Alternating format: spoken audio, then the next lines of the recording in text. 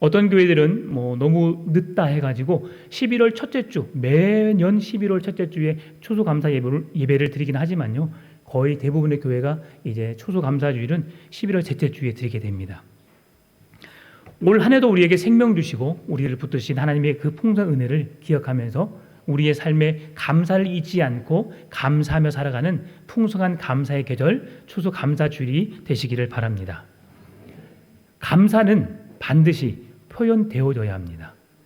표현되어지는 감사가 진정한 감사이지요. 윌리엄 아서워드라는 사람이 이렇게 말했습니다. 뒤에 보이죠, 그림이? 근데 그 그림은 그냥 한번 참고로 보시고요. 그 사람이 7가지 내용을 말해놓은 그 글인데 살짝 한번 읽어보세요. 감동이 되더라고요. 근데 이제 그 사람이 이런 말을 했어요. 감사를 느끼지만 표현하지 않는 것은 선물을 포장해 놓고 주지 않는 것과 같다, 이런 말을 했어요. 선물을 포장해 놓고 주지 않는다면 선물을 안 하는 것과도 똑같습니다. 그런데 왜 선물은 준비해 놓고 선물을 주지 않았을까? 그것은 참 안타까운 일이잖아요. 하나님께서는 우리에게 예수 그리스도라는 선물을 주셨습니다. 그 은혜를 누리는 자, 그 선물을 받는 자가 그 사랑을 알 수 있는 거거든요. 여러분, 예수 그리스도의 귀한 선물의 가치를 깨달으시고 그 선물을 받아 행복한 삶을 살아갔으면 좋겠습니다. 선물은 전해질 때 그 사람의 마음이 전달되는 겁니다. 그 선물을 받을 때에, 선물을 열었을 때에 그 선물의 귀함을 아는 것처럼 우리에게 주신 예수 그리스도라는 귀한 선물을 받아 누릴 수 있는 여러분의 삶이 되시기를 바랍니다. 미국 노스캐롤라이나 대학에서 65쌍의 부부를 대상으로 연구를 했어요. 감사를 할 수 있는 부부와 감사하지 않으며 살아가는 부부를 통해서 연구를 했는데요. 감사를 하지 않는 부부보다 감사를 하며 살아가는 사람들에게 있어서 10배 이상의 긍정적인 에너지가 나왔다고 하는 것입니다. 우리가 잘 아는 속담에 칭찬은 고래도 춤을 춘다는 말처럼 우리가 칭찬하고 격려하고 그리고 우리 삶 속에서 감사하며 살아가는 모든 인생 속에서 하나님은 우리에게 10배 이상의 에너지가 넘치는 긍정의 삶을 살게 하실 줄 믿습니다. 감사하며 사십시다. 네. 오늘 이 감사의 말씀을 우리가 전하면서 누가복음 17장의 말씀을 잠깐 언급하면서 말씀드리기를 원합니다. 누가복음 17장 말씀 보게 되면 10명의 문둥병자가 나와요. 10명의 문둥병자가 나오는데 이들은 사회적으로 참 구분되어진 사람입니다. 그들이 말하기를 이들은 천벌을 받은 사람이다. 이 세상에서 몹쓸 짓을 했기 때문에 그들은 벌을 당한 것이고 또 그러면서 그들은 하늘이 내린 병, 저주받은 병 이렇게 생각하여서 그 사람들로부터 구분되어져 있었습니다. 사람들이 그 지역을 갈 수가 없었고 다른 사람들로 인하여서 구분되어진 한 곳에 가서 그 성에 살았습니다.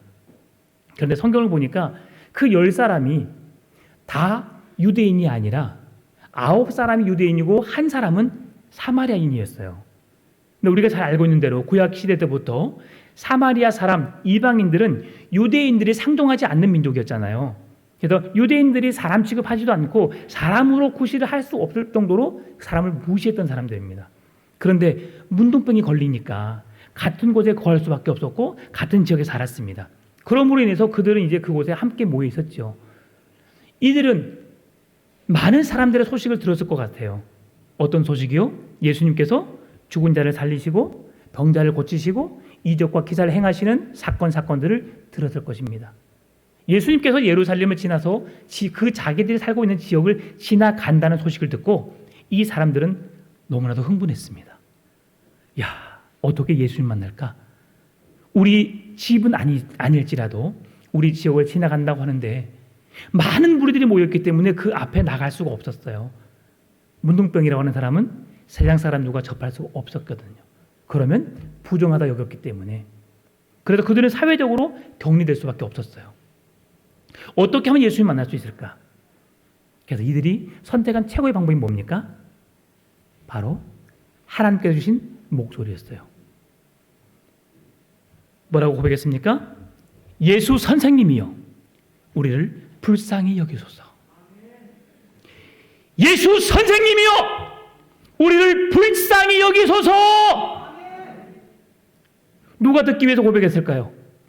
예수님이 듣기를 위해서 그는 간절히 부르짖었습니다. 사람들 앞에 나갈 수가 없었습니다. 사람들이 많이 모여 있었기 때문에 수군거리는 소리 때문에 들리지 않았을 거예요. 그래서 자기들의 목소리가 예수님께 들리도록 예수 선생님이여 우리를 불쌍히 여기소서. 예수님이 이 소리를 들으셨습니다. 그리고 말씀하신 말씀이 뭐냐면 누가복음 17장 14절에서 이렇게 말씀합니다. 보시고 이르시되 가서 제사장들에게 너희 몸을 보이라 하셨더니 그들이 가다가 깨끗함을 받은지라. 아멘. 예수님이 한마디 말씀하셨습니다. 가서 제사장에게 보이라. 문둥병은 구약시대부터 있었습니다. 그리고 이들이 문둥병에 치유되는 것을 의사에게 보이지 않고 가서 제사장에게 보이라고 구약 성경에서 분명히 말씀해 주셨거든요. 제사장에게 내 몸을 보인다라고 하는 것은 문둥병의 치유를 말씀해 주는 겁니다. 제사장에게 보이라. 너희들은 치유함을 받았다. 라는 예수님의 확정된 말씀이었습니다. 그 말씀을 듣고 그 말씀대로 제사장을 만나기 위해서 그 10명의 문둥병자가 성전을 향해 나아갔습니다. 놀라운 것은 그들이 가는 동안 제사장을 만나기도 전에 그들의 몸에 깨끗한 치유의 역사가 일어난 것입니다. 할렐루야! 주님이 하신 것이죠. 주님의 말씀에 순종하여 걸어갔더니 그들에게 놀라운 은혜가 있었던 것입니다. 치유의 은혜를 경험하게 된 것입니다. 그런데 이 기쁨도 잠시 이들에게 문제가 발견됩니다. 무엇입니까? 제사장을 만나기 전에 피부가 깨끗해짐을 보고 나음을 입었다는 것을 보고 나를 깨끗하게 치료하신 분이 예수 그리스도. 그분이 예수님이 어떤 분인지 알았기 때문에 그 말씀에 순종하여서 제사장에게 가게 되었는데 그 말씀을 통해서 나를 깨끗해 하신 분 그 예수님을 만났음에도 불구하고 그분께 내게 치유되는 은혜를 경험하자마자 잊어버리게 되는 겁니다. 나를 고치신 분, 나에게 새로운 인생을 살게 하신 분, 예수 그리스도를 만나고 그분께 감사하고 그분께 내 삶을 맡기며 그분으로 더불어 살아가야 함에도 불구하고 잊어버린 거예요. 그리고 예수님께 감사하게 찾아오신 사람은 누굽니까? 한 사람, 유대인이 아닌 사마리아 사람. 상종하지 않았던 사마리아 사람이 예수님을 찾아옵니다. 여러분, 이 사마리아 사람에게는 어떤 마음이 있었을까요? 예수님을 찾아가고 싶은 마음이 있었을까요? 그런 마음이 없었을 거예요. 왜? 평생을 유대인들에게 시기와 멸시와 조롱, 천대를 받았거든요. 예수님은 어느 나라 사람이에요? 이스라엘 백성 유대인이었습니다. 자기를 고쳐주신 분이 유대인이었지만 그는 예수님을 향해서 걸어갑니다. 그리고 나를 치료해 주신 분, 나를 구원해 주신 분, 나는 당신으로 인해서 내 삶의 이유를 찾았습니다. 라고 하면서 예수님의 앞에 나가는 정말 감격적인 사건이 벌어지게 되죠. 이 사건을 기록한 누가는 이 성경을 통해서 우리에게 무언가 놀라운 일들을 말씀해 주는데요. 그게 뭐냐면 하나님께서 우리 인간을 찾아오셔서 예전에는 구약의 이스라엘 백성들에게 제한되었던 하나님의 구원의 역사가 이제는 누구든지 유대인이나 야만인이나 헬라인이나 누구든지 예수 그리스도를 믿는 자들에게 구원을 주시는 하나님의 능력됨을 보여주시기 위함이라는 것입니다. 여러분, 구원은 누구든지입니다. 예수 그리스도 이름을 부르는 누구든지 그들에게는 놀라운 구원의 은혜가 임하게 되는 줄 믿습니다. 중요한 건 뭐냐면 내게 찾아오신 그 하나님을 내가 경험했다면 그 하나님을 떠나지 않는 것입니다. 하나님을 잊지 않는 것입니다. 내게 치유해 주신 하나님으로 인해 우리는 쉽게 잊어버려요. 다니엘 기도회를 통해서 들었던 것처럼 우리가 그 아들의 병, 아멘, 여러분 아신가요? 네, 들으신 분은 아시겠죠? 근데 그 가운데 치유됐었어요. 간질이 치유됐었죠. 1년 후 다시 재발했고 다시 치유해 주셨는데 치유되니까 어떻게 해요? 우리는 쉽게 잊어버려요. 여러분, 고침받는 것을 알고도 자기 길을 걸어갔던 9명의 사람과 고침받은 것을 알고 나를 고쳐주신 그 주인 되신 예수 그리스도께 찾아와 감사의 고백을 할 수 있는 삶, 어떤 삶이 더 행복한 삶일까요? 나를 무시하고 개처럼 여기는 그 유대인들에게, 그 그 유대인이신 예수님에게 찾아가서 모멸당했고 무시당했던 그 모든 걸 내려놓고 고쳐주셔서 고맙습니다. 감사합니다. 고백할 수 있다는 것, 이게 얼마나 큰 은혜요, 놀라운 은혜인지 모르겠습니다. 여러분, 감사를 회복합시다. 하나님 감사합니다. 왜 나에게 이런 형편을 주셨습니까? 왜 나에게 이런 어려움을 주셨습니까? 그러나 그 어려움을 주신 하나님의 선하신 뜻이 무엇입니까? 내가 영광을 받기 위함이라. 주님의 뜻을 헤아려서 우리가 주님 앞에 감사를 회복할 수 있었으면 좋겠어요. 미국에서 아주 유명한 사람이 있었는데요. 유명 연예인, 지미 듀란테라는 사람이 있었어요. 보이죠? 근데 저는 이 사람이 나온 걸 몇 번 보긴 했는데 오래된 영화예요. 이제 세계 2차 대전이 일어난 이후에 그다음에 그 사람들 2차 대전에 참석했던 참전 용사들을 위로하기 위해서 어떤 기획자가 그들을 위로하기 위한 공연을 준비했습니다.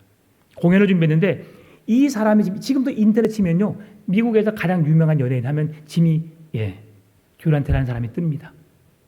그리고 그 속에서 제가 퍼온 글을 제가 읽어드리겠습니다. 어떤 글이 있냐면, 행사를 준비해서 2차 세계 참전 용사들을 위로하기 위해서 참전 용사들을 앉혀놓고 공연을 하라고 했어요. 기획자가 이제 당신에게 이들에게 공연할 수 있는 기회를 드리겠습니다라고 하는 것에 있어서 듀란테라는 사람을 초청하는 것은 그 TV에 그 기획자는 대박을 얻는 겁니다. 지금 우리 뜨는 연예인 누가 있을까요? TV를 안 보셔서 잘 모르시죠. 뭐 유재석, 우리 교회 온다면 어떠실 것 같아요? 그래, 유재석 까짓 거 또 잘 나가는 방탄소년단 여러분 잘 모르시죠?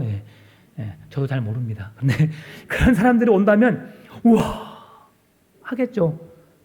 근데 그만큼 이 듀란테라는 사람은 유명한 사람이었어요. 대단한 사람이었습니다.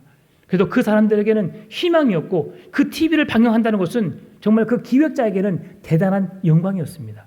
그래서 그 사람에게 말했을 때 당신이 얼마의 시간을 우리에게 투자할 수 있습니까? 라고 했더니 듀란테라는 사람이 단 몇 분만 내가 이 무대에 올라가서 당신들 앞에 서겠습니다. 몇 분이라도 서 있는 것 자체가 너무 기쁨이기 때문에 그렇게 허락을 했어요. 그런데 시간이 되고 이제 공연이 시작되었습니다. 듀란테가 무대 앞에 서서 그들 앞에 섰습니다. 5분이 지나고 10분이 지났습니다. 20분, 30분이 지났는데도 듀란테는 내려올 생각을 하지 않습니다. 거의 1시간이 다 되어 갈 무렵 내려왔습니다. 그를 초대한 기획자가 어떤 마음에서 왜 내려오지 않았을까라고 궁금하기 시작했어요.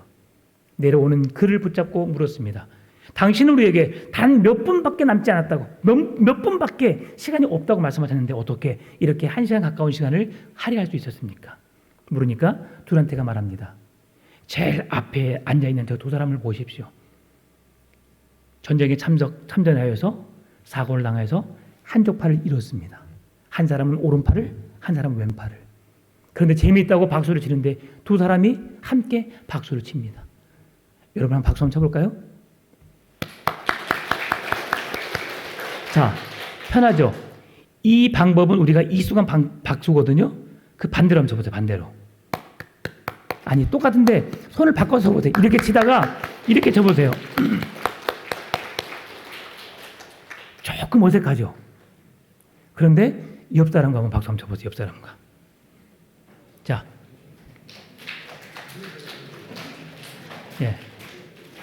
소리가 훨씬 적죠. 불편합니다. 어색합니다.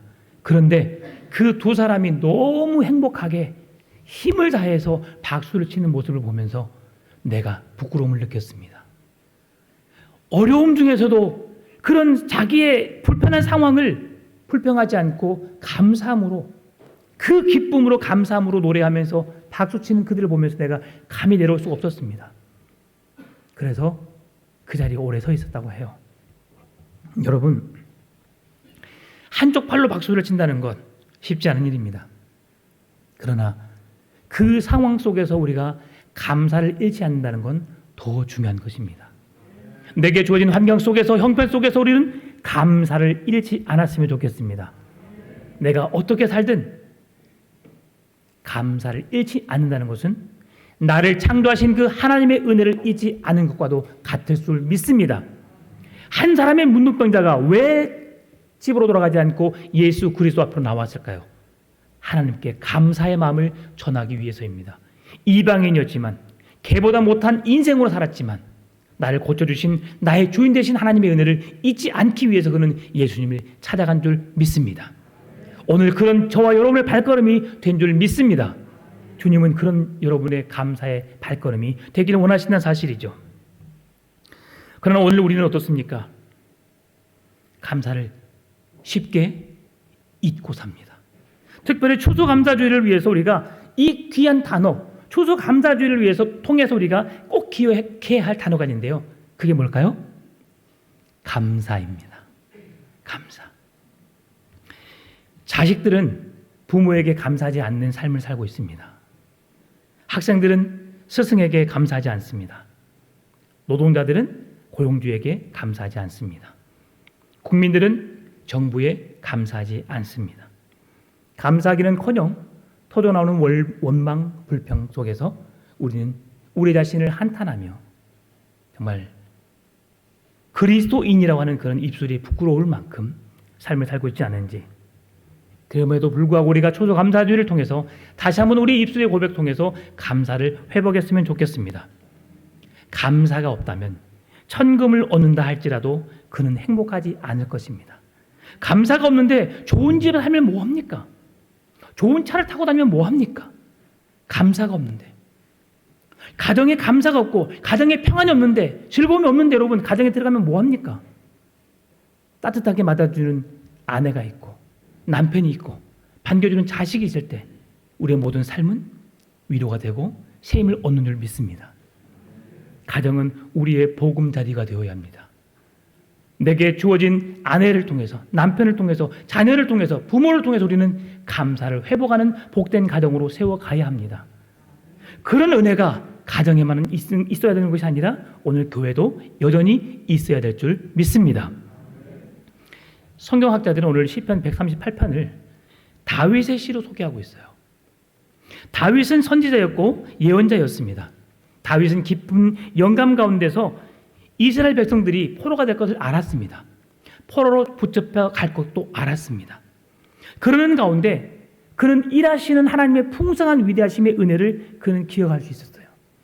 여러분, 다윗에게 있어서 어려움 당하는 그 인생 속에서 두 가지를 그가 생각할 수 있었는데요. 첫 번째는 하나님의 높고 위대하심이 나를 통해 나타난다는 것. 두 번째는 큰 환난을 통해서 나의 신앙이 완성된다는 것을 다윗은 깨닫게 된 것인데요. 유다 백성들은 나라가 평안할 때 하나님을 예루살렘 안에 가둬버렸어요. 내 안에 가둬버렸어요. 하나님이 행하실 일들이 있음에도 불구하고 예루살렘 성 안에 하나님이 하실 일들을 가둬버렸어요. 내 안에 가둬버려서 내가 하고 싶은 대로, 내가 즐기고 싶은 대로 하나님을 요리조리 요리해가는 것이죠. 여러분, 우리가 하나님을 절대 요리할 수 없습니다. 우리는 하나님이 행하신 그 일들을 우리는 따라 행할 수도 없습니다. 그런데 이 이스라엘 백성들은 하나님을 자기들 틀 안에 가둬버린 거예요. 이런 상황 속에서 오늘 138편은 어떤 말씀이냐면요, 하나님의 법궤가 이스라엘로 돌아와서 그 돌아오는 기쁨을 통해서 다윗이 감사하는 고백을 하고 있거든요. 그래서 법궤는 하나님의 임재, 하나님의 영광의 임재를 상징하는 말씀이 법궤가 주는 의미입니다. 이 법궤가 주는 말씀 속에서 우리에게 말씀해 주는 이 찬양 그 말씀이 시편 44편에서 우리에게 말씀해 주고 있는데요. 34편에서 말씀해 주고 있는데요. 이 34편의 주제를 보게 되면 어떻게 말씀이 되어 있냐면, 다윗이 아비멜렉 앞에서 미친 채 하다가 쫓겨나 지은 시라고 되어 있어요. 근데 이 말씀이 지금 다윗이 어려움 속에 있는 상황 속에서 지은 시가 138편과 34편의 시가 연결되는 부분이거든요. 어떤 상황이었냐면, 여러분, 기쁨으로 감사함으로 행복하면 우리의 삶 속에 감사할 수 있을까 없을까요? 당연히 감사하지요. 자고 일어났는데 내 통장에 1억 원이 들어왔어요.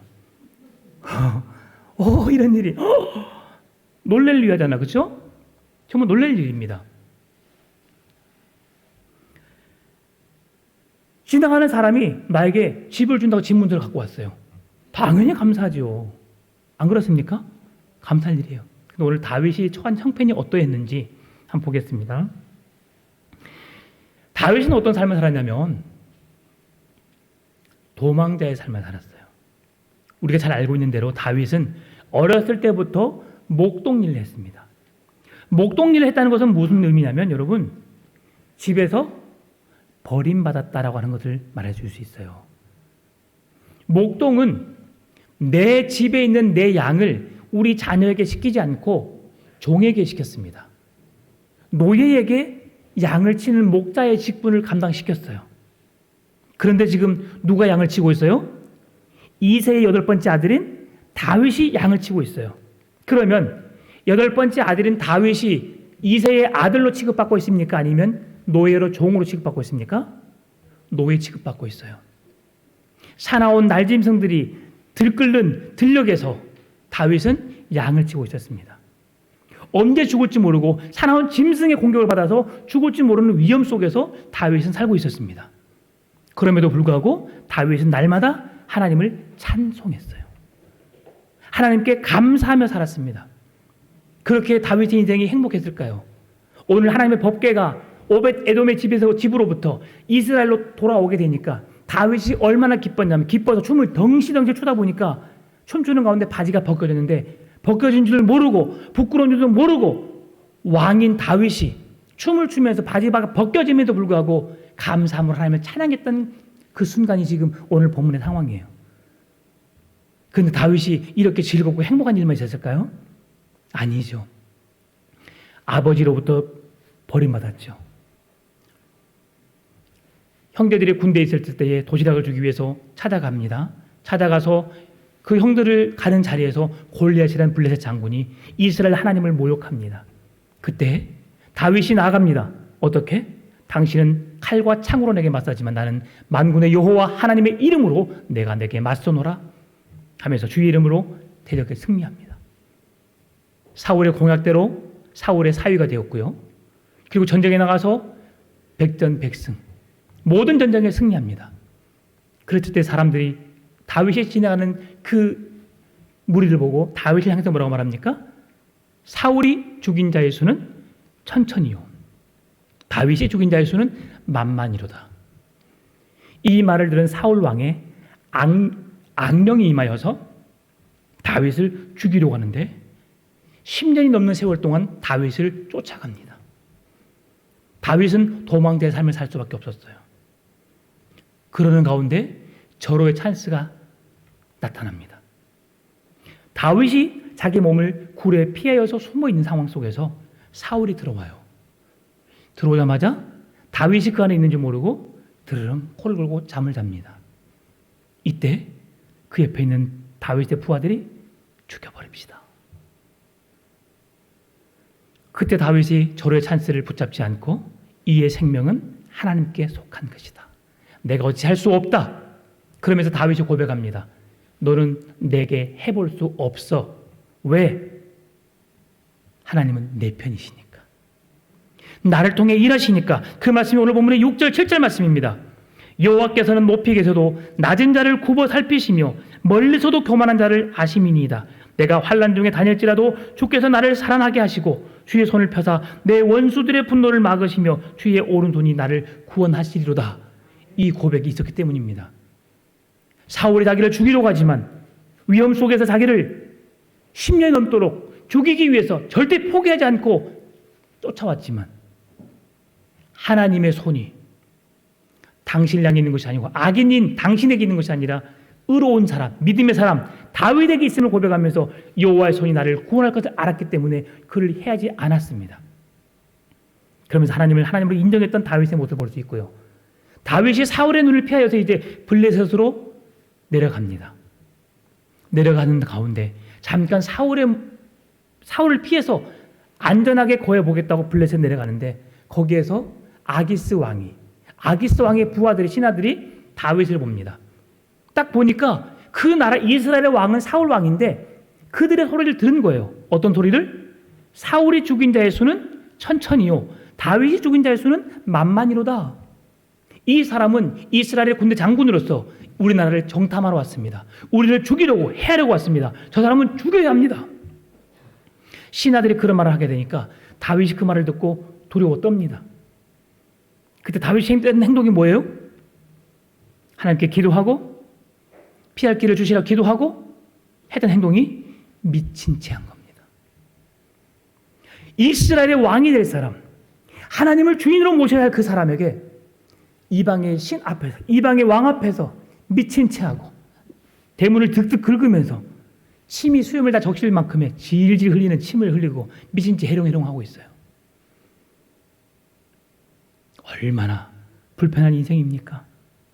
그렇게 살아가는 그 인생 속에서 하나님 어떻게 말씀하시는가요? 아기스 왕, 아비멜렉 왕 앞에 이렇게 말합니다. 아비멜렉 왕이 이렇게 말합니다. 어디서 내게 미친 사람들이 와서 내 마음까지 불편하게 하는 거야. 당장 내다 버려? 하나님이 보호하신 거죠. 사울 왕으로부터 생명의 위협을 받는 그 인생. 이방 블레셋 왕의 아기스 왕, 아비멜렉이 같은 이름인데요. 그 왕의 왕 앞에 두려움 앞에서 죽을 수밖에 없는 그 위험 속에서도 건지신 하나님을 잊지 않고 주의 인자심과 성실하심을, 주의 성호를 찬양하는 다윗의 모습을 볼 수 있습니다. 사랑하는 성도 여러분, 언제 우리가 감사할 수 있을까요? 이런 상황 속에 있지만 다윗은 오늘 1절에서 이렇게 말씀합니다. 내가 전심으로 주께 감사하며. 2절에서 말씀합니다. 내가 주의 성전을 위하여 예배하며 주의 인자심과 성실하심을 말미암아 주의 이름에 감사하오리니. 138편 4절 여호와여 세상의 모든 왕들이 주께 감사할 것은 그들이 주의 입의 말씀을 들음이오며 라고 말씀합니다. 어떻게 이런 상황에서 감사를 할 수 있습니까? 감사할 수 없는 상황에 감사할 수 있는 것은 우리의 진정한 감사요 우리의 믿음인 줄 믿습니다. 이런 감사가 우리의 삶 속에서 고백되어질 수 있기를 바랍니다. 이런 상황 속에서 다윗이 어떻게 고백할 수 있을까요? 첫 번째로 다윗은 환난 가운데서 하나님께 감사하기로 작정했습니다. 아예 나는 감사하며 살아야겠어라고 다짐을 한 거예요. 어려움 속에 있었지만 지금 환난 중에 있었습니다. 환난 중에 있던 다윗이 마음을 다하여 전심으로 주께 감사하고 주께 찬양하리이다 라고 고백하면서 감사를 작정하는 거예요. 여러분, 환난을 당하면 어떻습니까? 예배 드리고 싶습니까? 예배 드릴 기분이 안 난다고. 당신 내 기분 알아? 내 상황에 처해봤어? 우리는 막말하면서 준 예배하기를 거부합니다. 우리의 상황이 우리는 하나님을 만나기도 하고 떠나기도 합니다. 그러나 우리가 다윗을 통해 볼 수 있는 게 뭡니까? 어떠한 상황이라 할지라도, 그 어떤 상황이라 할지라도 우리가 하나님을 예배하고 하나님께 감사하며 그 하나님의 은혜를 잊지 않는 삶, 이것이 우리 그리스도인이 살아가야 할 이유임을 믿습니다. 다윗이 그렇게 살아가는 거예요. 우리는 불평하고 불만하고 당신 내 기분 대봤어? 나 예배드리고 싶은 마음 아니야. 나 신경 쓰지 마. 나 건드리지 마. 나 폭발할 지경이야. 이렇게 말하지만 다윗은 이렇게 상황으로 이끌어가신 분도, 사람의 죽고 사는 것, 그 생명을 주장하신 이가 하나님이시고, 이방 왕 앞에 내가 죽음의 위기 앞에 서 있지만 내 생명을 지키시고 붙드시는 분도 하나님이시고 앞으로 나를 사용하실 분도 하나님이라는 사실을 그는 믿음으로 고백합니다. 그 말씀이 어디 나오느냐? 사무엘하 7장에서 나와요. 어려움 속에 있지만 하나님은 나를 통해 일하신다. 분명히 나를 사용하실 거라고 하는 확신 속에서 다윗이 살아갑니다. 시간 되시면 집에 가셔서 사무엘하 7장의 말씀을 읽어보세요.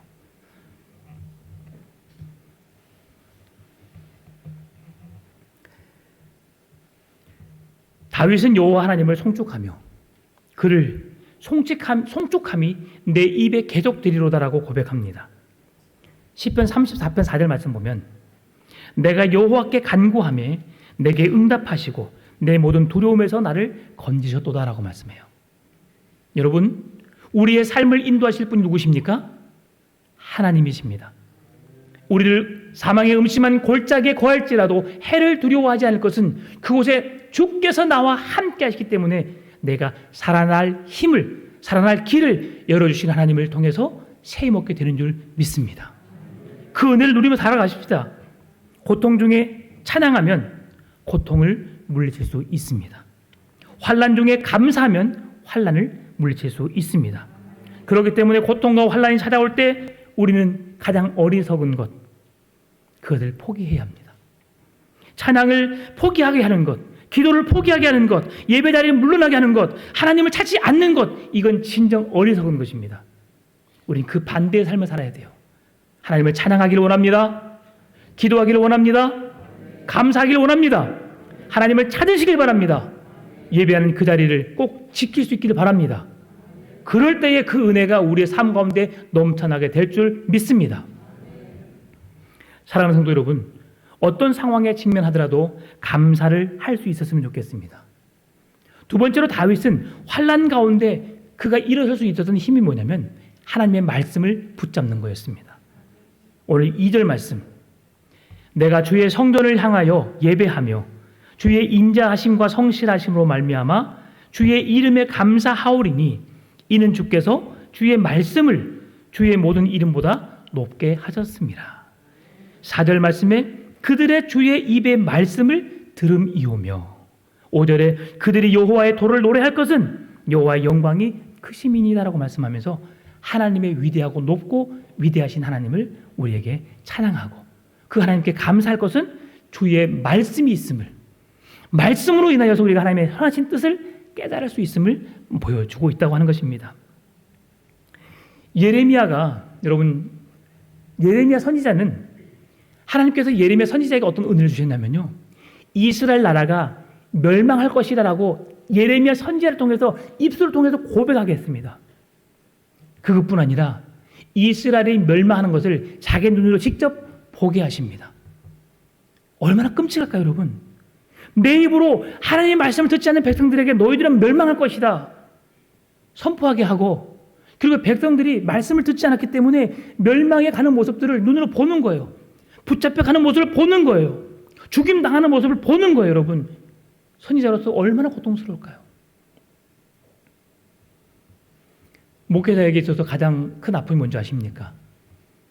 함께 신앙생활하는 성도 한 사람 한 사람이 떠나가는 거예요.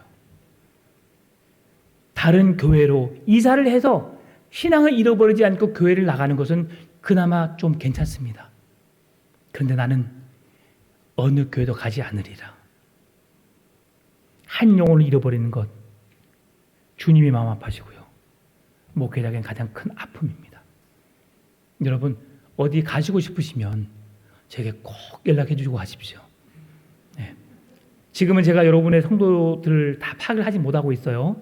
그래서 제가 신방을 통해서 지금 기도 노트에 적고 있고요. 그리고 또 이제 앞으로 계속해서 제가 수첩에 적어서 늘 새벽마다 기도할 거거든요. 참 감사하더라고요. 제가 전주에 있을 때는 2,000명의 성도들을 제가 기도할 수 없어서 주님, 오늘의 교회 모든 성도들 기억해 주세요. 그리고 제가 아는 사람만 기도했거든요. 감사하게도 제가 한 200명 정도는 제가 이름을 기억하고 기도할 수 있겠더라고요. 참 그런 은혜를 주셔서 제가 하겠다는 그런 마음을 가지고 여러분 기도하길 원하거든요. 하나님이 일하시도록 여러분 저를 만나시길 바라고요. 또한 여러분이 어떤 일이 있었을 때 꼭 말씀해 주세요. 목회자는 여러분 때문에 존재하는 사람이에요. 여러분이 없으면 제가 이곳에 설 이유가 없습니다. 그래서 제가 너무 고마운 거예요. 어려운 시국에 이 자리를 지켜주셔서 코로나라고 하는 위험 속에서 대부분의 한국 교회가 3분의 1을 잃어버렸대요. 그런데 우리 교회는 감사하게도 거의, 여러분 옆에 안 보이신 분 계시면 전화하세요. 제가 신방하지 못한다 할지라도 여러분 안 보이니 너무 보고 싶어요. 주님이 찾으실 것 같아요. 신앙을 회복하십시다.